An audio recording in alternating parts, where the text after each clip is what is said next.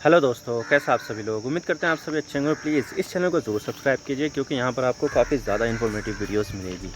तो असम या मैं कहूँ कि पूरा नॉर्थ ईस्ट एरिया में ही बाढ़ आ चुकी है और बाढ़ से हालत इतने ख़राब हो चुके हैं कि 8 लाख से भी ज़्यादा लोग इंटरनली डिस्प्लेस्ड हो चुके हैं और बहुत सारे लोगों ने यहाँ पर अपनी जान गंवाई है। और अभी तो देखा जाए तो मानसून भी नहीं आया है, लेकिन फिर भी वहाँ पर इतनी ज़्यादा बारिश हो गई है कि वहाँ पर पूरे राज्य में और कई सारे राज्य में बाढ़ आ चुकी है। एनडीआरएफ यानी नेशनल डिज़ास्टर रिलीफ फोर्स भी यहाँ पर लग चुकी है। लोगों को बचाने के लिए खाने के पैकेट दिए जा रहे हैं। इंडियन एयरफोर्स भी लग चुकी है। लेकिन अगर हम वहीं पर अगर देखें तो इंडियन मेट्रोलॉजिकल डिपार्टमेंट की रिपोर्ट तो अभी भी वहाँ पर हालात से जल्दी ही काबू नहीं पाया जा सकता। अभी और बारिश आने की वहाँ पर संभावना जताई जा रही है। तो क्या हो रहा है असम में, क्यों वहाँ पर हर साल बाढ़ आती है और इसका सोल्यूशन क्या है, आज इसके बारे में हम पूरी बात करेंगे डीप एनालिसिस के साथ। लेकिन उससे पहले हम न्यूज़ आर्टिकल देख लेते हैं। The Hindu 25 dead in floods landslides across Assam Arunachal Pradesh and Meghalaya. अब देख सकते हैं 25 की डेथ हो चुकी है बाढ़ के कारण, और जो भूस्खलन होता है ना लैंडस्लाइड, उसमें 3 राज्यों में, असम में, अरुणाचल प्रदेश और मेघालय में। Asianet newsable Assam floods nearly 8 lakh resident affected across 29 districts, family living on railway tracks, क्योंकि रेलवे ट्रैक्स यहाँ पर थोड़ा ऊंचा बना हुआ होता है नॉर्मल ज़मीन से, तो यहाँ पर फैमिलीज रेलवे ट्रैक के ऊपर रह रही है। India Today over 500 families in Assam living on railway track as flood swamps villages. तो बाढ़ ने यहाँ पर पूरे के पूरे गाँवों को ही डुबो दिया है, जिसकी वजह से 500 फैमिलीज यहाँ पर रेलवे ट्रैक के ऊपर रह रही है। और आप देख सकते हैं कि यह है रेलवे ट्रैक, और जहाँ पर थोड़ा जो नीचा होता है ना वो डूब चुके हैं गांव के गांव, और जो थोड़ा सा रेलवे ट्रैक थोड़ा ऊंचा होता है तो वहाँ पर अभी ये रेलवे ट्रैक पर रह रहे हैं। और यहाँ पर एनडीआरएफ की टीमें भी यहाँ पर बाढ़ राहत का काम कर रही है, नेशनल डिज़ास्टर रिलीफ फोर्स। और ये रहे कि गांव के गांव पूरे डूब चुके हैं, जहाँ पर पहले पैदल चलकर ही एक गांव से दूसरे गांव जाते थे, अब वहाँ पर नाव का सहारा लेना पड़ रहा है। और ये है न्यू हैफलॉग रेलवे स्टेशन।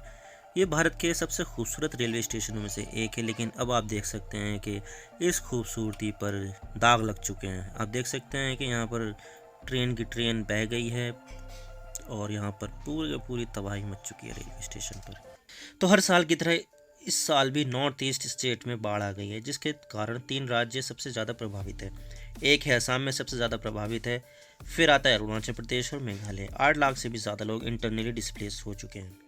और एनडीआरएफ की टीम नॉर्थ ईस्ट स्टेट्स में दिन रात काम कर रही है और लोगों को रेस्क्यू कर रही है। और इसके अलावा इंडियन एयरफोर्स के भी कई सारे विमानों को बाढ़ बचाव के लिए लगाया गया है। इसमें ट्रांसपोर्ट हेलीकॉप्टर, इसमें लगाया है ट्रांसपोर्ट एयरक्राफ्ट, हेलीकॉप्टर लगाए हैं, चिनूक हेलीकॉप्टर, ध्रुव एयरक्राफ्ट और बहुत सारे जो एयरक्राफ्ट है वो लगाए हैं। इंडियन मेट्रोलॉजिकल डिपार्टमेंट ने असम और मेघालय में फ्लड को लेकर रेड अलर्ट इशू कर दिया है, और ये एक्सपेक्ट किया जा रहा है कि वहाँ पर अभी और ज़्यादा बारिश हो सकती है। और वहाँ पर साउथ और साउथ वेस्ट से आने वाली हवा जो गर्म होती है, जब वो बंगाल की खाड़ी से आने वाली मॉइस्चर वाली हवा से टकराती है तो जलवायु में टर्बुलेंस बनता है, और जो बारिश के रूप में हमारे सामने आता है। अगर नॉर्मली देखा जाए तो नॉर्थ ईस्ट इंडिया में मार्च से लेकर मई तक अच्छी बारिश होती है, लेकिन इस बार मार्च तो पूरा सूखा रहा और अप्रैल में भी ज़्यादा बारिश नहीं हुई। तो जैसे ही मई आया तो बारिश की इंटेंसिटी बढ़ गई, यानी बारिश अधिक मात्रा में एक साथ हो गई, जिसके कारण हमें नॉर्थ ईस्ट स्टेट्स में बाढ़ देखने को मिल रही है। लेकिन सवाल ये बार बार आता है कि असम में हर साल बाढ़ क्यों आती है, जिससे लाखों लोग इंटरनली डिस्प्लेस्ड हो जाते हैं। तो मैं आपको बता दूं कि इसके बहुत से कारण हैं, जिसकी वजह से नॉर्थ ईस्ट इंडिया में हर साल बाढ़ आती है और हर साल लोगों का वहाँ से पलायन होता है। और इसका सबसे बड़ा कारण है रिवर बैंक इरोजन, जिसे हम भूमि कटान भी कहते हैं हमारी लोकल लैंग्वेज में।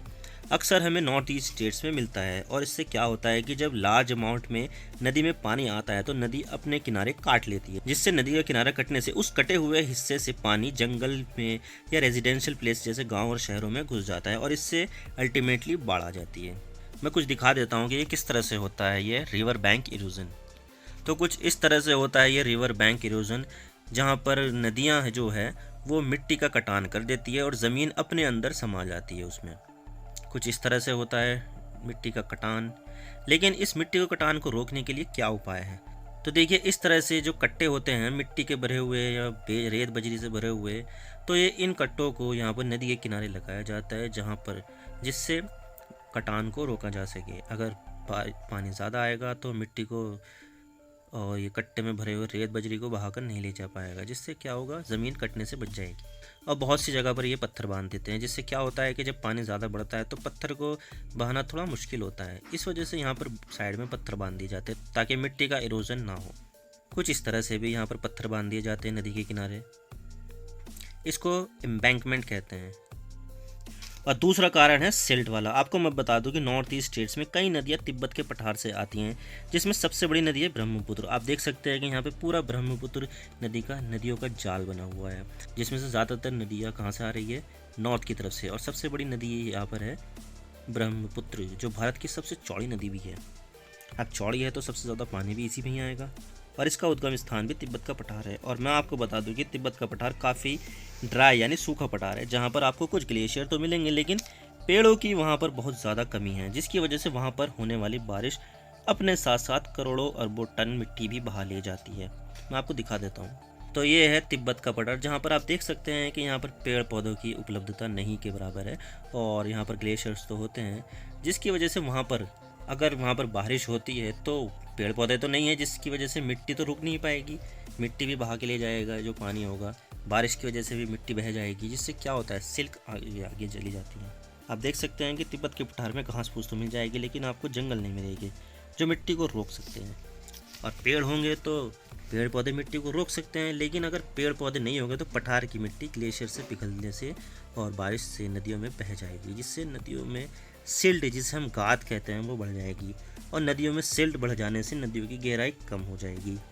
अब गहराई तो नदियों की कम हो गई, लेकिन नदियों में पानी तो उतना ही आ रहा है ना, नदियों की गहराई कम हो गई है और ऊपर से हमें बारिश भी देखने को मिल रही है। तो इससे अल्टीमेटली नदी ज़मीन का कटान करेगी और पानी नदियों से ऊपर आ जाएगा, बाहर आ जाएगा, तो अल्टीमेटली उससे बाढ़ आ जाएगी। स्टेट गवर्नमेंट और सेंट्रल गवर्नमेंट में भी काफ़ी सारा पैसा लगाया है ड्रेजिंग के लिए और हाइड्रो पावर प्लांट के लिए, लेकिन फिर भी इससे ज़्यादा इम्प्रूवमेंट नहीं हुई है।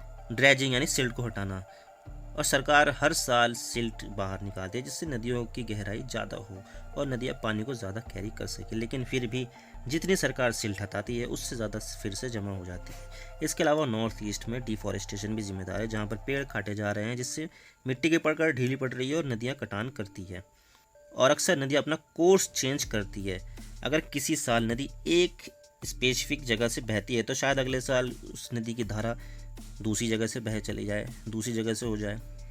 और इसके अलावा वहाँ पर हो रहा है पॉपुलेशन एक्सप्लोजन, यानी बढ़ती जनसंख्या और अनप्लान्ड कंस्ट्रक्शन। अब जब वहाँ पर जनसंख्या बढ़ रही है तो बढ़ती जनसंख्या के रहने के लिए हमें ज़मीन की ज़रूरत है और मकान की ज़रूरत है, तो वहाँ पर लोग अक्सर नदियों के किनारे घर बना लेते हैं और नदियों से ही कंस्ट्रक्शन करने के लिए रेत और पत्थर निकाल लेते हैं।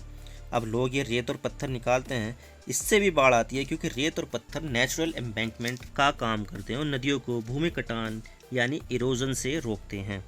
अब लोग ये सब चीज़ें हटा रहे हैं तो नदियाँ भी कटान करेगी। अब नदियाँ कटान करेगी तो नदियाँ को पानी शहर और गाँव में ज़रूर घुसेगा और इससे बाढ़ आ जाती है। लेकिन इतनी सारी प्रॉब्लम है तो इसका सोल्यूशन क्या है, सवाल ये आता है। अभी के लिए सरकार नॉर्थ ईस्ट में स्ट्रक्चरल इम्प्रूवमेंट का काम कर रही है, जैसे डाइक या डैम को बनाना और इन्हें इम्प्रूव करना, अपग्रेड करना, नए एम्बैंकमेंट बनाना ताकि सोल इरोजन को रोका जा सके, स्लूस या वाटरवे को बनाना ताकि उसका पानी, नदी का पानी एक जगह से दूसरी जगह डाइवर्ट किया जा सके, और सिल्ट को मैनेज करना। लेकिन फिर भी सरकार बाढ़ को मैनेज करने के लिए लॉन्ग टर्म मेजर्स लेने होंगे और नदी के कैचमेंट एरिया को भी ठीक से मैनेज करना होगा, जिसके लिए सभी देशों जो नॉर्थ ईस्टर्न स्टेट के पास है उनको बैठकर बातचीत करनी होगी, और खासकर चाइना, क्योंकि अगर देखा जाए तो ज़्यादातर नदियाँ तिब्बत से आती है और तिब्बत चाइना के कंट्रोल में है, तो वो काफ़ी इंपॉर्टेंट है इस बातचीत के लिए। और इसके अलावा सरकार टेक्नोलॉजी का इस्तेमाल करके मौसम के फोरकास्ट के सिस्टम को बेहतर करेगी, जिससे बाढ़ के बारे में पहले से जानकारी बेहतर हो और जिससे सरकार समय रहते बाढ़ को मैनेज कर सके। इसके अलावा सरकार को नदियों के आसपास खेती और कंस्ट्रक्शन को बंद करना चाहिए, जिससे बाढ़ का खतरा कम हो और वहाँ पर जंगल बनाकर मिट्टी के इरोजन को रोका जा सके। आप इसके बारे में क्या सोचते हैं, आप हमें कमेंट सेक्शन में ज़रूर बताइएगा। आप मेरे इंस्टाग्राम पर भी जुड़ सकते हो। आप सिंपली जाइए इंस्टाग्राम में और सर्च कीजिए I_इमरान सिद्दीकी और आप मुझे फॉलो कर सकते हैं। इसके अलावा आप मुझे ट्विटर पर भी फॉलो कर सकते हैं, यहाँ पर भी सेम ही यूज़र नेम है I_इमरान सिद्दीकी। तो दीजिए मुझे इजाज़त, मैं मिलता हूँ आपसे नेक्स्ट वीडियो में। अगर आपको वीडियो थोड़ी सी भी पसंद आए तो चैनल को ज़रूर सब्सक्राइब कीजिए। Thank you for watching. I really appreciate your precious time. God bless you all. Now signing off.